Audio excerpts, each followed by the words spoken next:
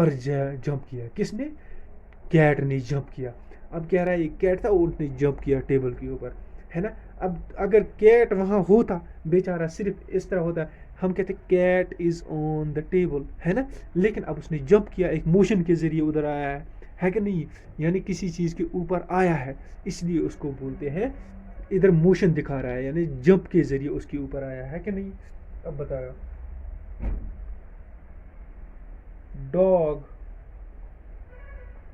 jumped upon bed. Dog ने jump किया bed पर। अब बेड से फ्लोर पर भी जंप वो कर सकता है ना। देखो जंप, ये मोशन दिखा रहा है ना।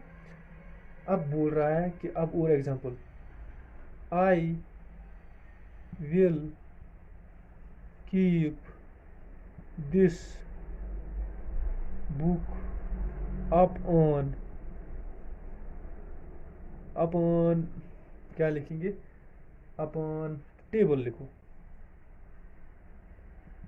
मैं रखने जा रहा हूँ, एक मोशन के जरिए चलते चलते जाऊंगा और बुक रखूंगा, किधर रखूंगा, टेबल पे रखूंगा। यूज क्या हो गया, अपॉन यूज हो गया। अब ऐसे में बोल सकता हूँ इधर क्या, I will keep this book on table, नहीं सर। क्यों? ऑन उसके लिए दिखाते जो ऑलरेडी वहाँ पड़ा हुआ है, और पता नहीं वो कैसे आया, किस तरह आया, लेकिन हमने देखा वो वहाँ पड़ा हुआ है। अब कह रहा है कि मैं बुक रखूंगा, रखूंगा टेबल पर, तब फिर क्या आएगा, अप ऑन आएगा। इसका मतलब ये आपको क्लियर हो गया होगा।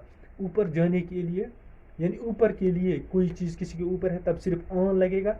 कोई चीज़ किसी चीज़ के ऊपर जा रही है, जा रही है, जा रही है, मैं रिपीट कर रहा हूँ, किसके ज़रिए, बाय वॉक्स के ज़रिए, बाय जंप्स के ज़रिए, बाय किसी भी मोशन के ज़रिए, तब हम उसके लिए क्या यूज़ करेंगे सर, उसके लिए हम अपॉन यूज़ करेंगे, ठीक है। अब हम क्या करेंगे, हम देखेंगे एक सिंगल यूजेस क्या होते हैं। सिंगल यानी एलोन यूजेस, मैं साथ साथ में बताते जा रहा हूँ। ऑन का सिंगल यूज क्या होता है, किसी को कॉन्ग्रेट्स करने के लिए, कॉन्ग्रेचुलेट करते हैं ना। फॉर एग्जाम्पल ही, con, GRATULATE, calculated, he congratulated me on my success, on my, देखो मुझे इधर लिखने में प्रॉब्लम हो रही है, लेकिन फिर भी आपको समझ में आ गया।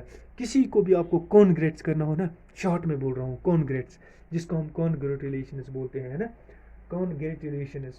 अब इसकी प्रोनाउंसिएशन डिफरेंस आती है, डिफरेंट लोग डिफरेंट तरीके से बोलते हैं, मुझे पता नहीं आप कैसे बोलते हैं, लेकिन शॉर्ट में आजकल कॉन्ग्रेट्स बोलते हैं। यानी कॉन्ग्रेट्स करने के लिए हमेशा ऑन यूज़ करना चाहिए। ऑन यूज़ होता है, क्या यूज़ होता है, ऑन। जहाँ भी आपके पास सेंटेंस हो, उधर फिल इन द ब्लैंक्स लिखा हो, उसके कॉन्ग्रेट्स लिखा हो लास्ट पर, आप ऑन यूज़ करेंगे, इन नहीं करेंगे, एट नहीं करेंगे, है कि नहीं। आप सिर्फ क्या करोगे, ऑन यूज़ करोगे, ठीक है। यहाँ तक समझ में आ गया, कोई कंफ्यूजन तो नहीं था इधर। हम बढ़ते हैं नेक्स्ट वाले पर, देखते हैं हमारे पास नेक्स्ट क्या है।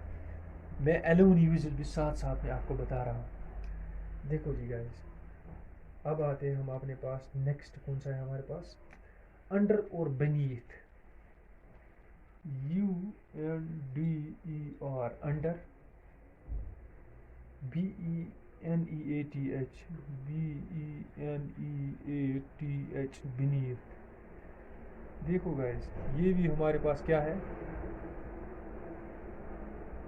ये हमारे पास है दो प्रीपोजिशन, कौन, अंडर बीनीथ। अंडर क्या होता है, देखो अंडर क्या होता है, कोई चीज़ किसी चीज़ के नीचे है, यानी नीचे दिखाने के लिए कोई चीज़ किसी चीज़ के नीचे है, लेकिन किसके नीचे है वो हमें पता नहीं है ना। और ये भी दिखाते हैं नीचे के लिए, लेकिन कौन सी नीचे, दूसरे टाइप के नीचे, जो इनविजिबल थिंग्स होते हैं, जो हमारे सामने नहीं होते हैं।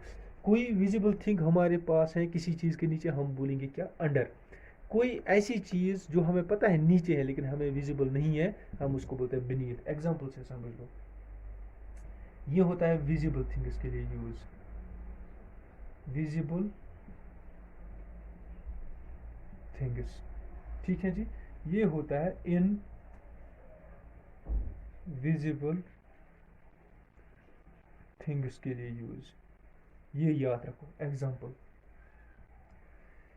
मैं कहूँगा,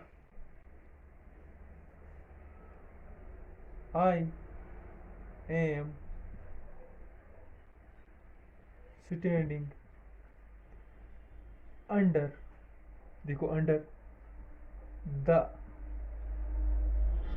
रूफ। अब आप रूफ लिखो, अंडर द शेड लिखो, अंडर कुछ भी लिखो जिसके नीचे आप हो, है ना, ये कहोगे आप अंडर। अब ये रूफ क्या है, विजिबल है।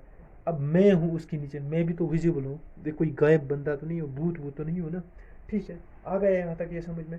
अब देखो इसका आप एग्जाम्पल, अब एक एक एग्जाम्पल बताऊंगा, वीडियो लंबी होती जाती है इसलिए। अब बोलेंगे ऑल, कौन से resources, the oil, resources or beneath, beneath the land बोलो, अर्थ बोलो, सॉयल बोलो, कुछ भी बोलो, जो भी आपकी मर्जी है बोलो। देखो अब बोल रहा है जितने भी ऑयल रिसोर्सेस हैं वो बीनीथ द लैंड होते हैं। बीनीथ द लैंड यानी लैंड के नीचे होते हैं। क्या वो ऑयल रिसोर्स हमें दिखाई दे रहे हैं आंखों से कि वो देखो ज़मीन के नीचे इतना तेल है, इतना सोना है, इतना चांदी है, इतना वो है, दिखाई दे रहे हैं? नहीं, उसके लिए मशीन्स वशीन्स लगते हैं, तब तक वो हमारे पास इनविजिबल है। अब इस जगह आप जहाँ पर बैठे हो या मैं बैठा हूँ, एक नीचे ज़मीन है, उस ज़मीन के नीचे जो भी है वो हमें दिखाई दे रहा है? नहीं। हो सकता है एक खजाना भी हो सकता है कोल माइन भी हो वहाँ पर, हो सकता है कुछ भी हो, लेकिन हमें दिखाई नहीं दे रहा हो। लेकिन मैं इस वक्त अपने घर की छत के नीचे बैठा हूँ, मुझे दिखाई दे रहा है कि छत है मेरे ऊपर रूफ है जिस कमरे में बैठा हूँ मैं, है ना, मुझे दिखाई दे रहा है। और मैं हूँ इधर, जो अंदर आएगा वो देखेगा हाँ भाई यहाँ बैठा है फलानी बंदा, पढ़ा रहा है, कुछ पढ़ा रहा है, अपने कमरे में बैठा है, उसके कमरे के ऊपर छत है, विजिबल है ना। अब ये देखो, अब मैं जिधर बैठा हूँ मेरे मकान के नीचे क्या है, हो सकता है एक खजान भी हो, एक दरिया भी बहता हो, एक बड़ा कोई कुछ और भी हो, है ना, एक पुराना शहर भी कोई हो, है ना, लेकिन हमें दिखाई नहीं दे रहा है। लेकिन इसीलिए मैं बोल रहा हूँ जो विजिबल है उसके लिए हम क्या बताते हैं, हम सब अंडर बताते हैं। और बीनीथ किसके लिए बताते हैं सर? याद रखें, invisible things under the earth, under the earth, under the earth. ठीक है, बढ़ो आगे। यहाँ तक तो आपको ये क्लियर हो गया होगा। अब मैं आता हूँ नेक्स्ट सेक्शन पर, बिसाइड, बिसाइड्स, BESID। पता नहीं ये मार्कर आजकल क्यों भागता है इधर से। BESIDE, beside, BESIDES, besides. देखो मार्कर का इंक बचाने के लिए मैं अब रोज़ रोज़ थोड़े थोड़े से तरतीब सोचने लगा हूँ कैसे बचाया जाए। फुल लाइन डालने के बजाय एक ऐसी ही डाल दो, है कि नहीं। अब देखो बिसाइड और बिसाइड्स किसके लिए यूज़ होता है? अगर आप किसी के बगल में बैठे हो, है ना, बगल में, ऐसे बोलते हैं ना, बगल में, किसी के साइड में बैठे हो तब बिसाइड यूज़ करेंगे, है ना। अगर ऐसे आप कहोगे मेरे अलावा सब कहीं गए, या मेरे अलावा सब वो खाते हैं, मेरे अलावा सब ये करते हैं, तब क्या बोलेंगे? के अलावा, तब बिसाइड्स यूज़ करेंगे। क्या करेंगे यूज़? बिसाइड्स। बगल ऐसे ही लिखते हैं ना, बे गे लाम। आप देख लेना एक बार फिर भी, देखो इसको एग्जाम्पल से आप समझो। I was sitting beside him in, I was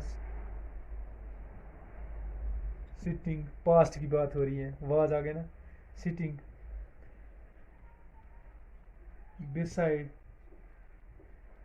him in बस।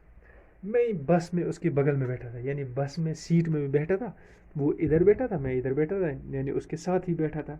ठीक है, समझ में आ गया। अब इधर आ जाओ, एग्जाम्पल,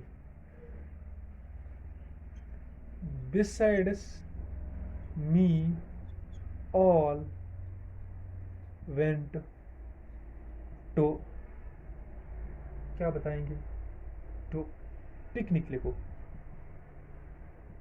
पिकनिक यानी मेरे अलावा।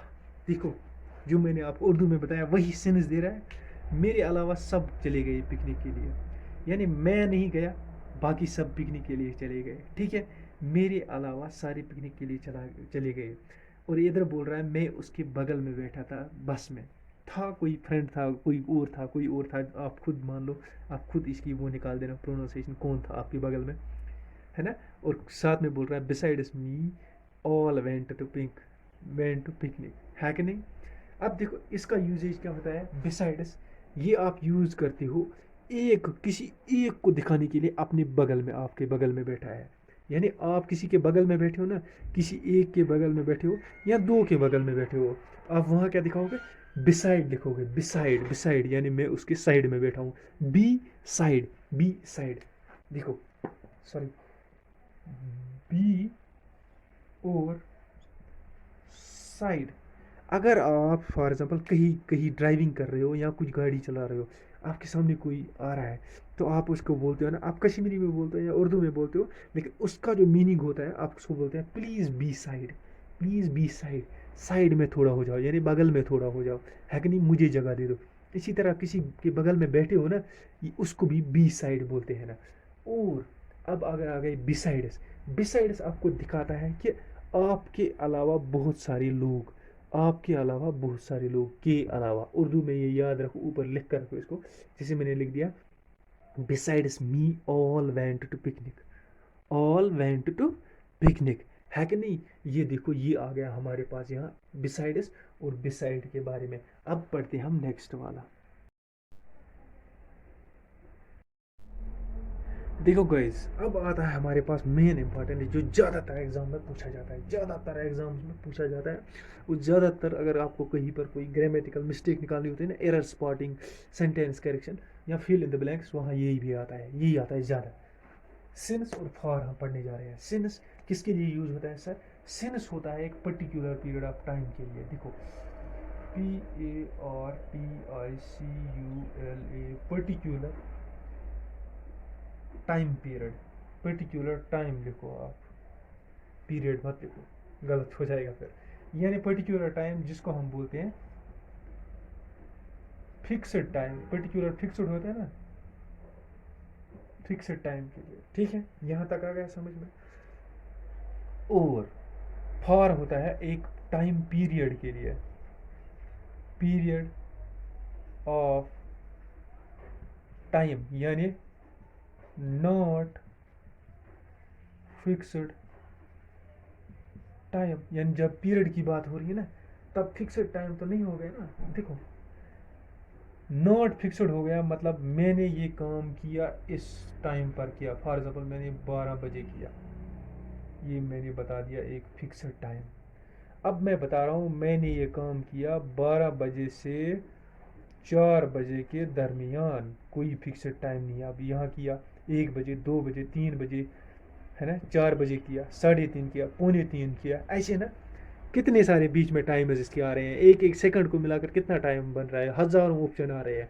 यानी एक पर्टिकुलर टाइम नहीं है, लेकिन एक पूरा टाइम रेंज दिया हुआ है, उसको बोलते हैं पीरियड ऑफ टाइम, है कि नहीं, समझ में आ गया, ईजी था ना।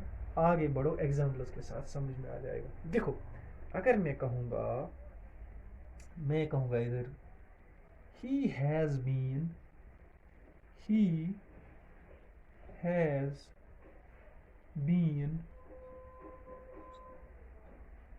playing football since कब से, 10 o'clock, एक पर्टिकुलर टाइम है कि 10 बजे, सुबह 10 बजे से वो क्या कर रहा है, फुटबॉल खेल रहा है या कोई और काम कर रहा है, जो भी वो काम कर रहा है, अच्छा कर रहा है, बुरा कर रहा है, खेल रहा है, स्विमिंग कर रहा है, जंप कर रहा है, शूटिंग कर रहा है, बहुत सारे काम है ना दुनिया में, काम ही काम है, लेकिन एक फिक्स्ड टाइम दिया है, 10 बजे सवेरे से कर रहा है वो। ये देखो पूरे सवेरे के 10 बजे से वो काम कर रहा है। कितने बजे से कर रहा है सर, 10 बजे से कर रहा है। क्या काम कर रहा है, कोई भी काम कर रहा है, लेकिन at a particular period of time से उसने स्टार्ट किया है।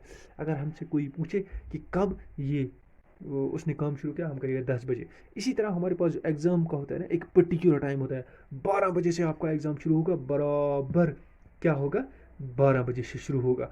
अब अगर पूरे एग्ज़ाम की बात करें, आपका एग्ज़ाम कैसे था, टाइम पीरियड बताओ, तब आप बताओगे 12 बजे से 2 बजे तक था, वो टाइम पीरियड हो गया, है कि नहीं। लेकिन शुरू कहाँ होगा, स्टार्टिंग पॉइंट है सर ये, है कि नहीं, स्टार्टिंग पॉइंट, ठीक है, एक पर्टिकुलर टाइम बता रहा है। अब इसी एग्जांपल को अगर ऐसे में लिखूं, he has been playing football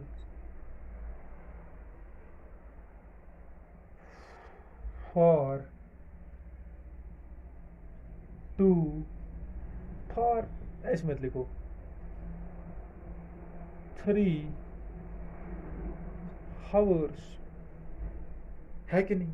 अब कोई पर्टिकुलर टाइम दिया है इधर पर, नहीं सर, बिल्कुल नहीं दिया है ना। क्यों, यहाँ लिखा है पिछले 3 घंटे से वो खेल रहा है, कोई ये नहीं बताया गया है कि 3 घंटे में उसने कब शुरुआत की थी। लास्ट 3 घंटे से वो खेल रहा है, एक 3 घंटे से खेल रहा है, लेकिन ये पर्टिकुलर टाइम नहीं दे रहा है, एक लंबा सा टाइम खींच रहा है, ऐसे बोल रहा है इतने टाइम से वो खेल रहा है कि नहीं। लेकिन इधर बता रहा है बराबर 10 बजे से वो खेल रहा है, इधर बोल रहा है लास्ट 3 आवर से खेल रहा है, लेकिन पर्टिकुलर टाइम नहीं दे रहा है। लास्ट 3 घंटे में उसने कब शुरुआत की थी ये भी पता नहीं है, कब शुरुआत की थी, कोई फिक्स टाइम नहीं दे रहा है ना, एक टाइम रेंज दिया हुआ है, इसको बोलते हैं पीरियड ऑफ टाइम। इसके लिए फॉर यूज़ आता है हमारे पास, और सिंस के लिए यूज़ होता है, सिंस होता है हमारे पास पर्टिकुलर टाइम होते के लिए यूज़ होता है। अगर मैं कहूँगा आई वॉज बॉर्न, अगर वो तो छोड़ो, अगर बहुत सारे ईयर्स दिए होंगे ना, हाँ, he has been playing cricket from last 10 years, है ना, तब आएगा he has been playing cricket for last 10 years, है ना। अब अगर ऐसा आएगा he has been playing cricket since 2001, यानी अब दिया है, इधर दिया है बहुत सारे साल, इधर दिया है 1 साल पर्टिकुलर, यानी कुल मिलाकर अगर आप बात करो, जहाँ particular time period fixed time दिया हुआ है, यहाँ से शुरुआत हुई, वहाँ सिंस लगेगा। और जहाँ टाइम पीरियड नहीं दिया हुआ है, एक टाइम रेंज दिया हुआ है, फिक्स्ड टाइम नहीं दिया हुआ है, एक पूरा रेंज दिया हुआ है, उधर लिखेंगे हम फॉर। ये मैंने आपको बताया था बहुत सारी वीडियोज़ में, इसमें एडवांस भी थोड़ा थोड़ा इसके बारे में, तो आज आपको क्लियर आ गया होगा, ये हो गया होगा, ठीक है जी। अब हम आ जाते हैं अपनी नेक्स्ट पर।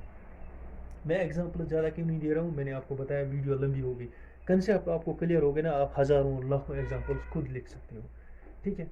उसके अलावा भी अगर आप चाहो तो आजकल क्या होता है, किताबें इतनी अवेलेबल है, किताबें नहीं है तो इंटरनेट पर जाओ, उधर सर्च करो, देखो कितनी एग्जांपल लग जाएंगे, बिल्कुल इसी से मैच करेंगे, वो इससे बाहर नहीं होगी। फिर हमारा प्रीपोजिशन नंबर शुरू होता है बाय और विथ, बाय और विथ हमारा प्रीपोजिशन आता है नेक्स्ट, और हम देख लेते हैं बाय और विथ का क्या होता है। देखो आते जाते हर एक काम के लिए क्या होता है हमारे पास, बाय यूज होता है। देखो फॉर एग्जांपल अगर मैं कहूँ आई केम हियर बाय बस, यानी मैं बस से यहाँ आया, सी, आते जाते, किसी भी चीज़ में जब आते हो आप यहाँ जाते हो ना, उसको यूज़ होता है बस, बस, बाय ट्रेन, बाय एरोप्लेन, ऐसे है ना। I went there by, I went there by taxi, या बाय ट्रेन, या बाय कुछ और, है ना, आते जाते, ऐसे बोलो ना, आते जाते कामों के लिए हम क्या यूज़ करते हैं, बाय, है ना। या अच्छा, इसका और जो है ना, फर्दर मोर वो हम और देखेंगे, पहले इधर आते हैं, ठीक है ना। इधर क्या होता है, जब किसी चीज़ को हम अपने हाथों से पकड़ते हैं, क्या है, when we catch something by our hands, catch something by our hands. ये नहीं कि ऐसा नहीं होता है कि कोई प्रपोजिशन ये है आते जाते ये इसी के सेम किसी और चीज़ को, नहीं, ये होता है, ये लगभग लगभग रिलेट करते हैं एक दूसरे के साथ, है ना, कंफ्यूज करते हैं जहाँ इनको यूज़ होना हो, इसीलिए इनको पढ़ना ज़रूरी होता है कि नहीं।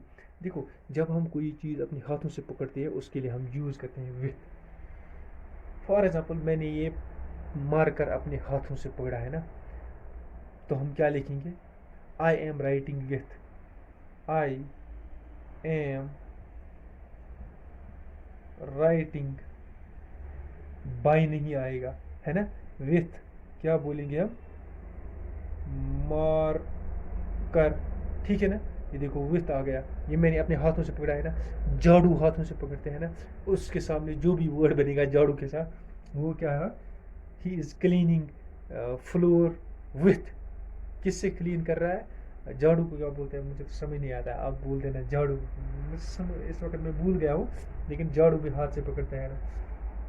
अब आपके हाथ में ब्रश है, आप उसे शू क्लीन कर रहे हो, क्या कहोगे आप? I am cleaning my shoe with brush. With brush, क्योंकि ब्रश आपने हाथ में पकड़ा है ना।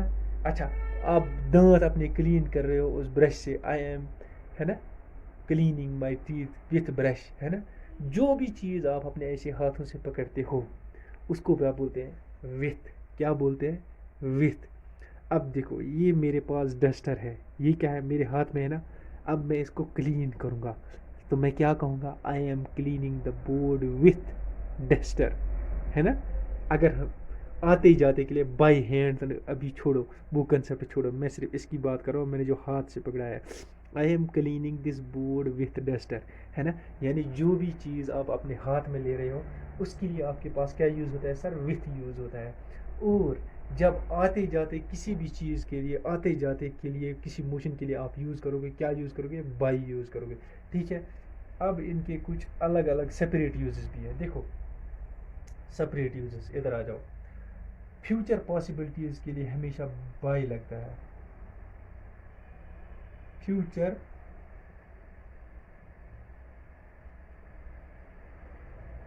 पॉसिबिलिटीज़, इनके लिए हमेशा क्या लगता है सर? बाई लगता है।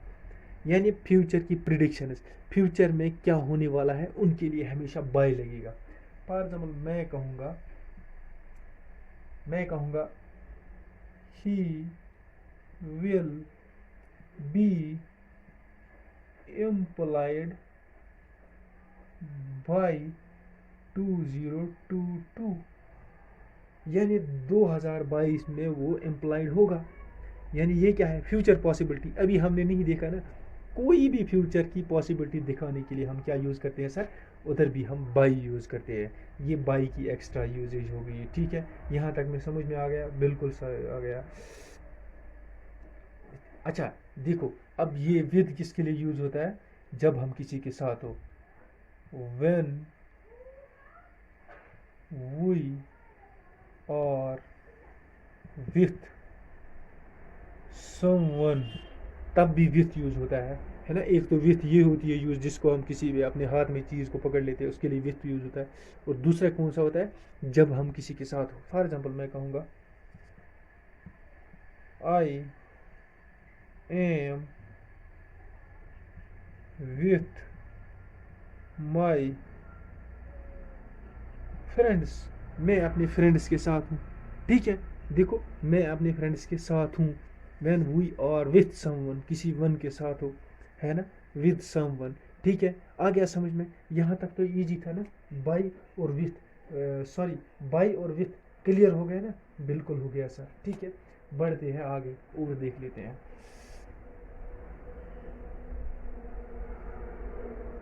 और हमारे पास कौन कौन सा है जनाब? देखो, और हमारे पास है ऑफ और फ्रॉम। ये देखो, ये वाला off, O F F off, F R O M from.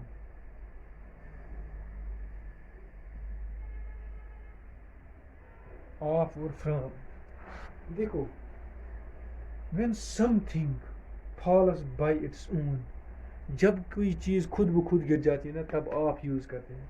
और जब कोई चीज़ गिराई जाती है किसी फोर्स की वजह से, एक्सटर्नल फोर्स की वजह से, तब फ्रॉम यूज़ होता है। मैं लिख देता हूँ, when some something falls off, something falls, ऐसे लिखो, बाई इट्स ऊन। जब कोई चीज़ खुद ब खुद गिर जाती है तब क्या हम बोलते हैं? तब बोलते हैं हम सर उसको ऑफ। यानी एग्जाम्पल लिखो, the leaves falls off from the tree, the leaves falls off from the tree. ये देखो ऑफ यूज हुआ है ना, जो पत्ते हैं ना वो गिर गए, लीव्स गिर गए, किससे? ट्रीज से। क्या किसी चीज़ ने उनको गिराया? नहीं, वो खुद ब खुद गिर जाते हैं, है कि नहीं? जब कोई चीज़ खुद ब खुद गिर जाती है तो उसके लिए क्या यूज़ होता है सर? उसके लिए ऑफ यूज़ होता है, O F F. O F F use होता है। क्या होता है? O F F, off use होता है। किसके लिए? जब कोई चीज़ खुद ब खुद गिर जाती है। अब देखो, जब कोई चीज़ गिराई जाती है by some external forces, when something falls by external forces, तब यूज क्या होता है? तब होता है हमारे पास यूज सर फ्रॉम यूज होता है। देखो एग्जांपल में बताता हूँ, he pushed me, pushed me from the roof, sorry, यानी मैं छत पर बैठा था, उसने मुझे धक्का दिया और नीचे गिरा दिया। यूज़ क्या हो गया? एक्सटर्नल फोर्स लग गया, धक्का, नीचे फ्रॉम यूज़ हो गया। ठीक है ना? और दूसरा भी ये हो गया कि ही पुशड मी फ्रॉम द टॉप, या किसी भी जगह से आपको कोई एक्सटर्नल फोर्स की वजह से गिराया जा रहा है ना, बिल्कुल उस टाइम आप यूज़ क्या करोगे? फ्रॉम यूज़ करोगे। अब ये नहीं कि आपको कोई धक्का दे, या कोई भी चीज़ दुनिया की किसी एक्सटर्नल फोर्स की वजह से गिराई जाए, है ना, उसको क्या बोलते हैं? फ्रॉम वहाँ लगता है ना?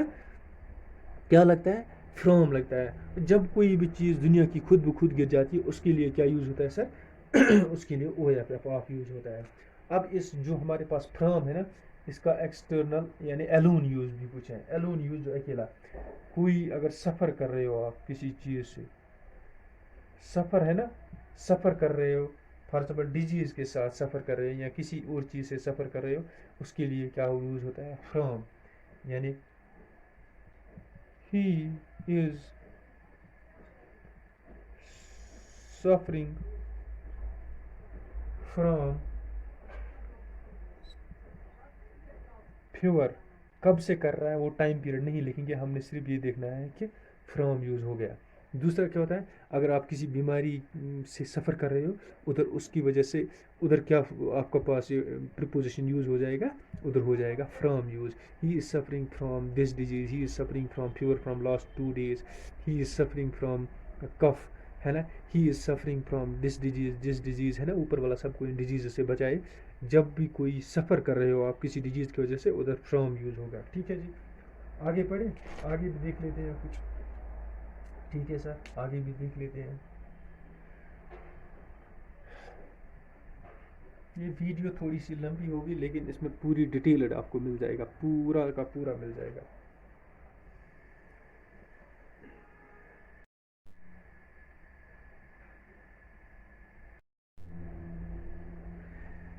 नेक्स्ट गाइज हमारे पास क्या है? ऑन, ओवर, एबो। देखो कैसे यूज होता है ये।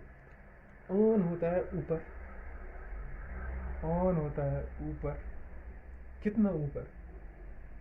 ऊपर, उससे थोड़ा और ऊपर, उससे थोड़ा और ऊपर, है ना। फॉर एग्जाम्पल ये मैं बताऊँ, ये इधर एक है, ये इससे ऊपर थोड़ा, और ये इससे ऊपर थोड़ा, इधर 3 एरो बना रहा हूँ। समझ में आ गया? थोड़ा ऊपर, उससे थोड़ा ऊपर, उससे थोड़ा ऊपर। याद रखो ये 3 एरो, इनके ऊपर लिख देना। ऊपर, थोड़ा ऊपर, उससे ऊपर, है ना। ऊपर, थोड़ा ऊपर, उससे ऊपर। मैं लिखूंगा example, pen is on table, ये थोड़ा ऊपर है। अब मैं लिखूंगा ऊपर, फैन इज ओवर मी, यानी ओवर मी, थोड़ा ऊपर है मुझसे, है ना, लेकिन इससे भी ऊपर है ना। अब ये टेबल है, अब फैन कितना ऊपर है। अब तीसरे पर आ जाओ, उससे भी ऊपर क्या हो सकता है, उससे ऊपर एरोप्लेन हो सकता है। बोलेंगे AEROPLANE, एरोप्लेन इज फ्लाइंग एबो द क्लाउड्स। अब मी थोड़ी ना बोलेंगे, हम बोल भी सकते हैं लेकिन वो तो गलत जैसा लगेगा, है ना, नहीं बिल्कुल। या एबो माई हेड बोलेंगे, एबो माई हेड, मेरी हेड के ऊपर, बहुत ऊपर। अब कुल मिला के बाद यहाँ क्या समझने की ज़रूरत है, ये होता है आपका ऊपर, ये होता है आपका ऊपर, ये होता है आपको ऐसे होता है ना थोड़ा, थो ऐसे ही होता है क्या, मैं भूल गया हूँ, थोड़ा ऊपर, ये होता है बहुत ऊपर। समझ में आ गया, ऊपर, थोड़ा ऊपर, बहुत ऊपर। ऊपर, थोड़ा ज़्यादा ऊपर, अगर इसको लिखोगे थोड़ा ज़्यादा ऊपर। अच्छा इधर लिखो ऐसे, और बताता हूँ आपको इजी करने के लिए, ज़्यादा ऊपर, ऊपर, ज़्यादा ऊपर, बहुत ऊपर। समझ में आ गया, ऑन, ओवर, एबो, समझ में आ गया कैसे यूज़ होगा ये। देखिए ज़रा, pen is on the table, थोड़ा ऊपर है, ये इतना है, ये सरफेस है अर्थ की, इधर टेबल है, इसके ऊपर पेन है, यानी थोड़ा ऊपर। फिर पंखा ऊपर लगा है, मेरी ऊपर पंखा लगा हुआ है, इसको क्या बोलेंगे सर, इसको बोलेंगे ऊवर। ऊवर, पंखे के साथ हमेशा ऊवर आएगा, याद रख लेना, क्यों, थोड़ा ऊपर होता है वो, है ना। उसके बाद बोलेंगे बहुत ऊपर, उसको बोलेंगे एबो। देखो मैंने मार्क्स भी लिखा है, ऊपर, उससे ज़्यादा ऊपर, उससे ज़्यादा ऊपर, ऊपर, ज़्यादा ऊपर, बहुत ऊपर, बहुत ज़्यादा लिखो, इधर भी करेक्ट करो, बहुत ज़्यादा ऊपर। ठीक है गाइस, समझ में आ गया, यहाँ तक इजी था ना, कोई डिफ़िकल्ट नहीं था ना। एग्जाम्पल्स और आप खुद कर लेना, आपको खुद ब खुद समझ में आ जाएगा। ठीक है, अब और एक कंपैरिजन साथ साथ में, देखो किसका, एबो बिलो, एबो और बिलो का कंपैरिजन कैसे होगा। थोड़ी सी प्रॉब्लम मुझे एक हो गई है, जिसकी वजह से मैं तेज़ बोल नहीं पा रहा हूँ, और थोड़ा माइक भी आएगा मुझे इंशाल्लाह जल्दी, तो उसके बाद ये टेंशन भी दूर हो जाएगा। तब तक बिल्कुल कोऑपरेट करो आप, लेकिन पढ़ाने में कोई कंप्रोमाइज़ नहीं होगा, ठीक है। पढ़ाने में बिल्कुल हम वही पढ़ रहे हैं। देखो क्या दिखाते हैं ये, लेवल, स्टेटस और परफॉर्मेंस, ये तीनों दिखाते हैं। क्या दिखाते हैं, लेवल, स्टेटस, परफॉर्मेंस, एबो और बिलो, क्या दिखाते हैं ये तीनों, ये दोनों क्या दिखाते हैं, लेवल, स्टेटस और परफॉर्मेंस। यानी एग्जांपल, हाई स्टेटस, ये क्या दिखाएगा, ये दिखाएगा बिलो स्टेटस, ठीक है जी। और ये क्या दिखाएगा, ये दिखाएगा हाई लेवल, ये दिखाएगा लो लेवल, ठीक है जी, बिलो है ना, लो लेवल। इसी तरह वो दिखाएगा हाई परफॉर्मेंस, ये दिखाएगा लो परफॉर्मेंस, है ना। एग्जांपल ज़रा देख लेते हैं इसका, वाटर इज फ्लोइंग एबो डेंजर मार्क, है ना। अब क्या है ये परफॉर्मेंस दिखा रहा है कि वाटर जो है वो क्या कर रहा है, एबो कर रहा है फ्लो, किससे, डेंजर मार्क से। इसका मतलब क्या हो गया, इसका मतलब फिर ये हो गया, it is very dangerous, it is very, कह रहा है कि वाटर जो है वो एबो कर रहा है फ्लो, किससे, अपनी नॉर्मल लेवल से। इसका मतलब क्या हो गया, ये डेंजरस हो गया। अब यही वाटर अगर क्या होगा, मैं पूरी एग्जांपल नहीं लिखूंगा, वाटर यही करेगा फ्लो बिलो मार्क, है ना, बिलो मार्क, ये सिचुएशन क्या होगी, ये होगी नॉट PANIC, पैनिक। कोई पैनिक होने की ज़रूरत नहीं है, क्योंकि वाटर का लेवल जो है वो खतरे के निशान के नीचे से बह रहा है। अब देखो इसने क्या रिप्रेजेंट किया, ऐसे लेवल भी रिप्रेजेंट किया एक तरीके से। अब बोलते हैं कोई हाई स्टेटस बंदा है उसको दिखाने के लिए, कोई लो स्टेटस बंदा दिखाने के लिए, किसी चीज़ की परफॉर्मेंस दिखाने के लिए, कोई चीज़ परफॉर्मेंस उसकी ज़्यादा है, एबो परफॉर्मेंस है ना, किसी की परफॉर्मेंस बिलो होती है, वो दिखाने के लिए। ठीक है, यहाँ तक ये समझ में आ गया, ये बिल्कुल ईजी था।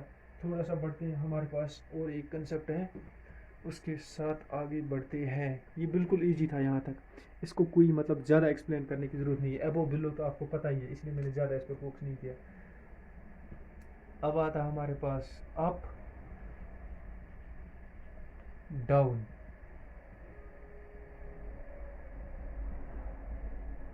अप डाउन का क्या चक्कर है, देखो ज़रा, ये है ऊपर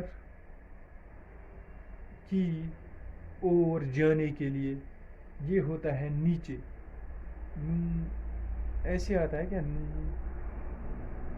कुछ ऐसे आता है नीचे, मैं लिखूंगा डाउन, यानी जब आप ऊपर की ओर जा रहे हैं ऊपर, ये होता है जब आप नीचे की ओर आ रहे हैं। ठीक है, समझ में आ गया। अब क्या कहेंगे, example, he is claiming up the hill, he is CLIMB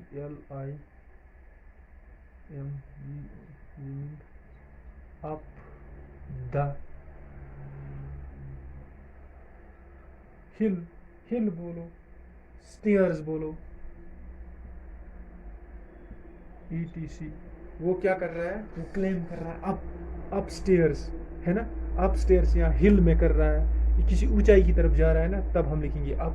जब ऊंचाई से नीचे की तरफ आ रहा है, for example, he is going down, stairs, जो मैंने नीचे लिखा, डाउन द हिल, यही लिखेंगे, है ना, ऐसे ना, यानी डाउन नीचे जाने के लिए, अप ऊपर जाने के लिए।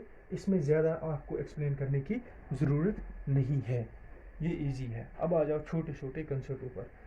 देखो एक चीज़ हम भूल गए, टू भी तो एक प्रीपोजिशन है, इसका क्या चक्कर है, इसका क्या चक्कर है, ये यूज़ करते हैं हम टू शो, किसको शो करने के लिए, मोशन, या TIO, मोशन को शो करने के लिए यूज़ हम करते हैं, है ना, या फ्लो को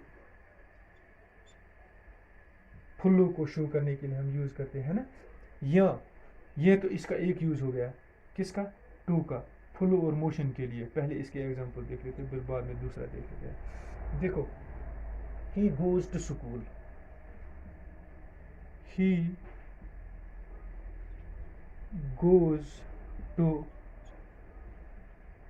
स्कूल, यानी एक डायरेक्शन दिखाई इसने, मोशन किधर की तरफ जा रहा है, स्कूल की तरफ जा रहा है, बिल्कुल ठीक है। अब he goes to school, he went to market, he goes to Delhi, है ना, ये क्या दिखा रही है, एक जाने का एक्शन दिखा रही है, ठीक है ना, इतना है ना, ठीक यहाँ तक।